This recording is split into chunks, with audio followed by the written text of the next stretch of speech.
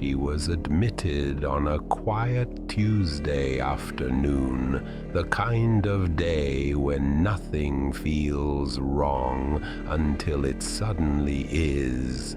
The procedure was supposed to be routine, a minor operation, one night of observation, then discharge in the morning. She had no reason to be nervous, but the moment she stepped through the sliding glass doors of St. Marguerite's Hospital, something in her chest tightened. It was colder inside than it should have been. Not the air conditioning kind of cold. This was deeper, like the walls themselves had no warmth left in them. The faint smell of disinfectant and steel hung heavy, blending with something faintly metallic, almost like rust. The receptionist didn't look up when she arrived. Her voice was soft, mechanical. Name, date of birth. The words came without inflection, without care. While signing the forms, the patient noticed a framed photograph behind the desk. It showed the hospital decades ago. Same facade, same pillars, just older cars and people in black and white uniforms. She leaned closer. At the far corner of the photo, barely visible, was a woman in a hospital gown, standing apart from everyone else, her face turned directly toward the camera. No expression, no smile, just watching. When the nurse finally arrived to escort her upstairs, she felt a faint relief. Movement, human contact. The nurse's name tag read Marianne. Tall, composed, and pale in a way that almost blended with the uniform. "Follow me, please," she said softly. "You'll be in room 214 West Wing. It's quiet there." The elevator groaned as they ascended. The fourth-floor corridor stretched long and narrow, the overhead lights flickering slightly with each hum of the power lines. Every few steps, one light would buzz, blink twice, and steady again, like it was struggling to stay alive. Her room was small but neat. A single bed, white walls, an old analog clock, a bedside monitor, and a window that faced another wing of the building. From her bed, she could see a single red exit sign glowing through the opposite window, its reflection blinking faintly in the glass. As Marianne helped her settle in, she said, "If you hear anything strange tonight, don't worry. The building's old, the vents shift, and the walls creak." Her smile was professional, but her eyes didn't quite match. When the nurse left, the patient sat still for a long time, listening. The hallway was silent except for the soft rhythm of distant machines. Every sound seemed to echo slightly too long, as if the walls were holding on to them. Hours passed. The light outside her window dimmed to gray, then to black. She read for a while, trying to ignore how heavy the air felt. Around 9:30 p.m., the overhead light flickered once, twice, then steadied. She exhaled, smiling nervously to herself. "Old wiring," she whispered, But then something else, a soft, steady squeak from down the hall. It came in slow intervals, like the wheel of a gurney being rolled unevenly. She waited for it to pass. It didn't. The sound stopped right outside her door. She froze. No footsteps, no voices, just silence and the faint hum of the air vent. After a few seconds, she heard a slow, deliberate knock 3 times. Her hand trembled as she reached for the call button, but when she pressed it, the red light didn't turn on. No response. She stood, hesitated, then opened the door. The hallway was empty. The fluorescent light overhead buzzed quietly, and at the far end, one fixture swung gently, as if disturbed. She leaned out slightly, peering both ways. Nothing.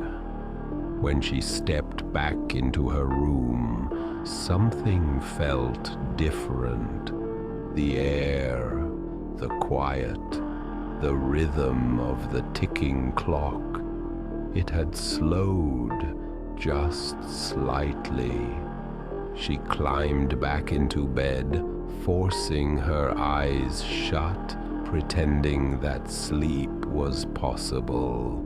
But the moment she drifted near it, she heard something new. A faint whisper, low and broken, carried through the vent above her bed. It was so soft that she thought it was the wind, until it spoke her name once, clearly. Her eyes snapped open. The room looked exactly the same, but every shadow suddenly seemed too deep, too deliberate. She whispered back, "Hello." No answer. The vent rattled once, then stopped. A few seconds later, another sound, a breath, not hers, not the building's. A single exhale that brushed the air just above her face. She pulled the blanket to her chin, trembling, staring at the dark vent. When morning finally came, she convinced herself it had been a dream, a half-asleep hallucination mixed with pain medication and nerves. That had to be it. The next day passed quietly. She had a checkup, spoke to the doctor, a thin, weary man with dark eyes who rarely made eye contact, and he assured her that she could likely leave by tomorrow morning. She smiled, relieved, but the nurse didn't. Marianne avoided her gaze whenever she entered the room. Once, while checking her vitals, the patient caught her glancing toward the vent, her jaw tightening. When she noticed she'd been seen, she forced a quick smile. "Sleep better last night?" she asked too casually. "Yes," the patient lied. "Perfectly fine," Marianne nodded, then left without another word. That evening, the hallway outside her room was darker than before. The lights were dimmed, and the reflection of the red exit sign painted a faint glow across her floor. At 11 p.m., she awoke to the sound of wheels again. Only this time, the noise wasn't in the hall. It was inside the room. She sat up instantly. Her eyes scanned the shadows. Nothing moved. The sound stopped. Her pulse slowed, and then she realized what had changed. The door to her room, which she'd locked earlier, was open, just an inch.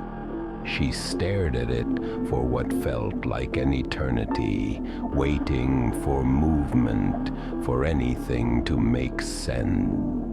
Finally, she stood and walked toward it. When she pushed it shut, the latch made a soft metallic click, and that was when she heard it, a whisper, close enough to feel against her ear. "Don't stay." She spun around, breath sharp, but the room was empty. No one in the bed beside hers, no shadows that didn't belong, only the steady blink of the monitor. Her body went cold all over. She didn't sleep again that night, not even for a moment. By the third day, she looked pale, drained. The doctor came in to check her progress and frowned. "You're anxious," he said lightly. "Hospitals can do that to people." She nodded but said nothing. When he left, she noticed something odd. He'd forgotten his pen on the table beside her bed. She picked it up, intending to call him back, but the pen wasn't one of the hospital's. It was old, metal, engraved with initials, H.M. And when she turned it over, she noticed faint scratches near the clip, tiny letters carved by hand. "Help me." Her throat went dry. She placed the pen down slowly, afraid that touching it any longer might somehow invite whatever it carried. From the corner of her eye, she noticed movement in the hallway, a figure passing the door, tall and slow. It didn't look like a nurse. Its gait was uneven. When she leaned toward the glass window to see, the hall was empty again. Her stomach turned.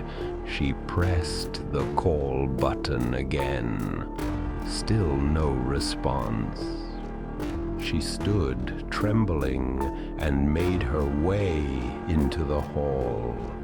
The corridor stretched too long in both directions, lights flickering at intervals, the air thick with silence. Halfway down, she saw a wheelchair parked against the wall, facing her. There was no one in it. She stepped closer. The faintest echo of her own footsteps came back to her, half a beat late. And as she reached the chair, a cold breeze brushed her arm. Her skin prickled. Behind her, something clattered to the floor, metal striking tile. She turned sharply. Nothing there. And yet, for just a second, she could swear she saw a shape in the glass of a nearby door, a reflection, A woman, pale and still, standing just behind her shoulder. When she turned fully, the hallway was empty again. She returned to her room, heart pounding. When she sat on the bed, the monitor beeped once, a single flat tone, then resumed its normal rhythm. Her body refused to relax. Her hands trembled as she switched on the bedside lamp, bathing the room in weak yellow light. Somewhere above her, the vent rattled again. She stared up at it, unable to look away. The screws along its frame had loosened slightly since yesterday, and behind it she thought she saw movement, slow, deliberate, like a hand tracing the metal from the inside. She backed away, whispering, "No, no, no," under her breath. But before she could move further, the vent fell silent again. She waited for minutes. Nothing. Then finally, exhausted, she sat down and began to cry quietly into her hands. In the stillness between sobs, she heard something beneath the sound of her breath, a faint rhythmic clicking like fingernails tapping against metal, and then her own name. The next morning, she told no one what she'd heard, not the nurse, not the doctor. She had tried that before, and they always looked at her with the same polite, professional patience reserved for the unstable. When Nurse Marianne entered with medication, she hesitated near the bed. Her hand trembled slightly as she handed over the cup. "Did you sleep at all?" she asked. "Not really." Marianne nodded once, her eyes flicking again toward the vent. She started to leave, then paused. "I know it feels strange here," she said quietly. "You'll be home soon. Just don't wander tonight." And then she was gone. Her words echoed long after the door closed. "Don't wander." That afternoon passed in uneasy quiet. Occasionally she heard footsteps in the hall, deliberate, slow, but whenever she looked, there was no one there. The staff seemed fewer today, too. Only 2 nurses moved between rooms, their voices flat, rehearsed, emotionless. She began to feel like the only real person left in the building. At dusk, she sat by the window, staring at the other wing. Most of its windows were dark, except one. 2 floors below. A single light glowed faintly behind the curtain, and as she watched, a shadow crossed in front of it, tall, human, and then stopped. The shadow didn't move again, it simply stood there. She told herself it had to be a nurse, maybe a visitor, but something deep in her stomach told her otherwise. The shadow wasn't shaped right. its shoulders too narrow, its head tilted at a strange angle, unnatural and still. When she looked away, the red exit sign flickered outside her room again. 3 short blinks, one long, almost like a code. The air grew colder. By midnight, she lay awake, staring at the ceiling. The monitor beside her flickered, glitching in short bursts of static, though the rhythm of her heartbeat was steady. And then, softly, from somewhere close, she heard a whisper. Not from the vent this time, from the other side of the curtain. At first, she thought it was another patient, someone being moved into the room beside her, but she hadn't heard the door open. The whisper came again, low, steady, almost conversational. She turned her head slightly. Through the thin fabric of the curtain, she could see the faint silhouette of someone standing behind it, still facing her. Her body froze. When she finally found her voice, it came out as a hoarse whisper. "Who's there?" No reply, just a soft sound, like fingertips brushing the curtain's surface. Then the faint shape of a hand pressing from the other side. Her breath caught. She reached for the call button again. Dead. And then the curtain began to move. Not quickly, but slowly, deliberate folds gathering toward one side as though being drawn back by invisible hands. She leapt out of bed, stumbling backward until her shoulder hit the wall. The curtain stopped halfway open. Nothing stood behind it. Just the empty bed, perfectly made, untouched. Her heart pounded. She turned, intending to leave the room, but stopped cold. The door, which had been closed, was now wide open, and in the corridor every light had gone out except the one nearest her.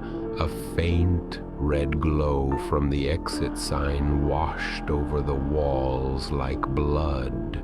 The air buzzed with a low electrical hum. Somewhere a monitor beeped twice and flatlined. She ran, her bare feet slapped against the cold tile, each sound echoing far too long down the corridor. The hallway seemed endless, stretching further with every step she took. Doors lined each side, all closed, numbers half worn. 214, 216, 218, 220, and then suddenly 214 again. She stopped, gasping, staring at the identical number plate.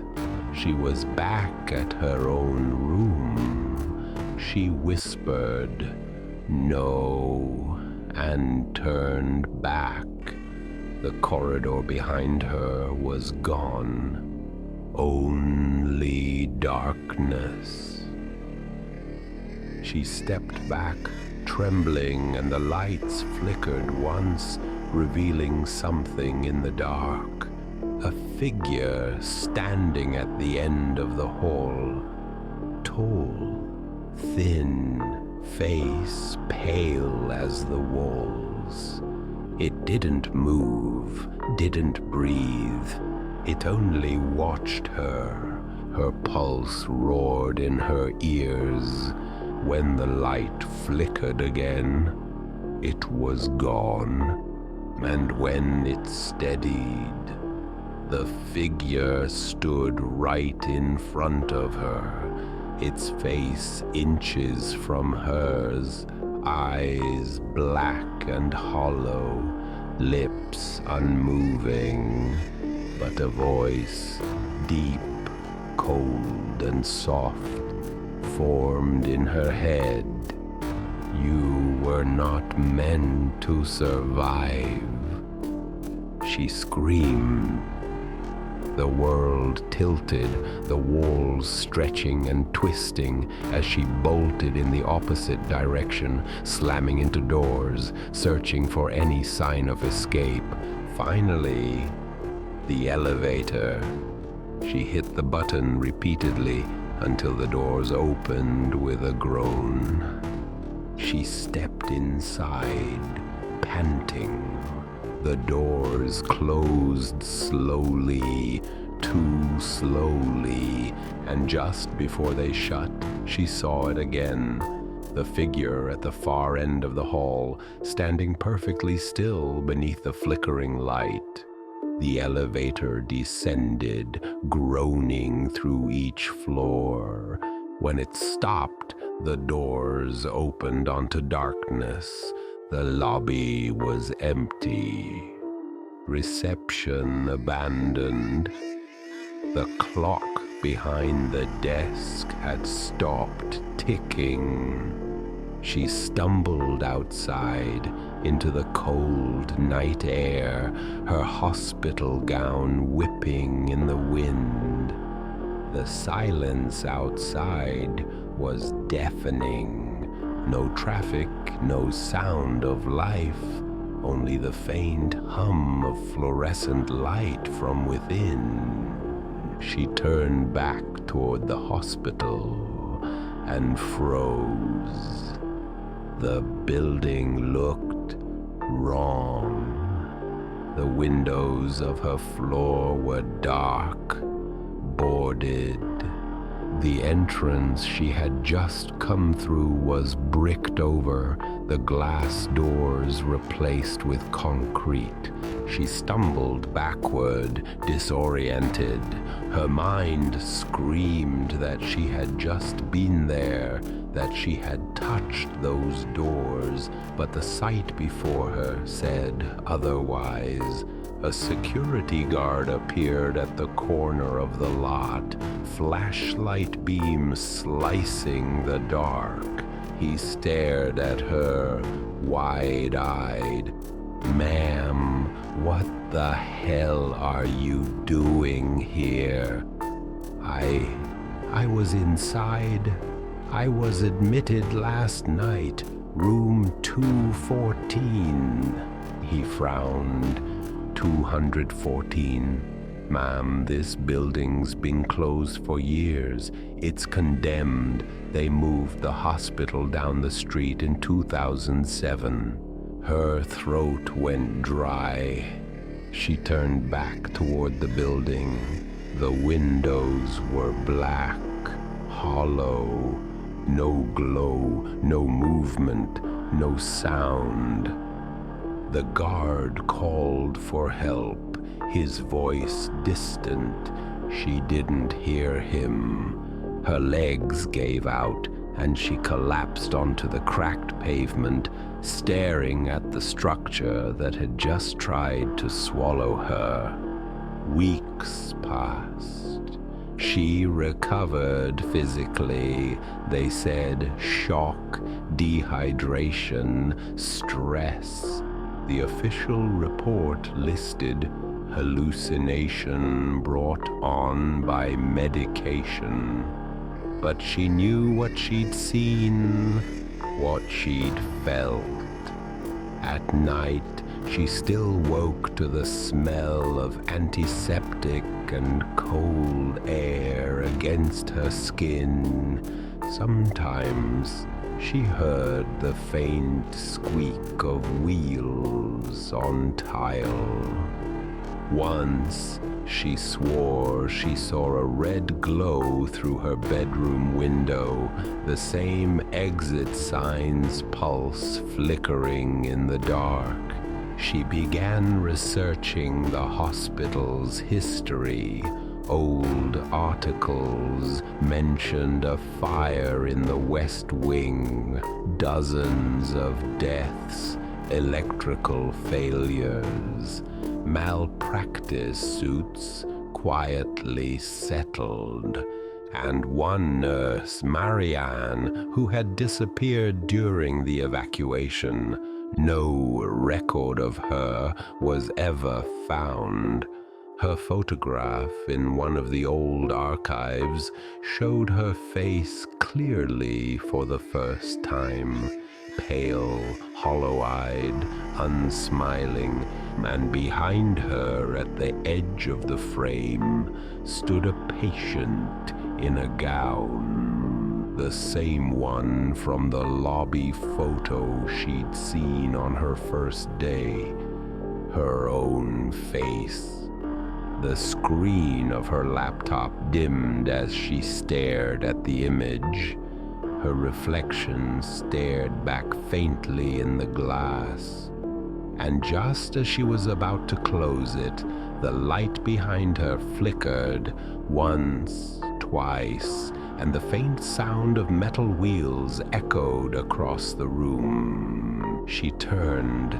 The air was empty, but in the reflection of the dark screen, someone was standing behind her.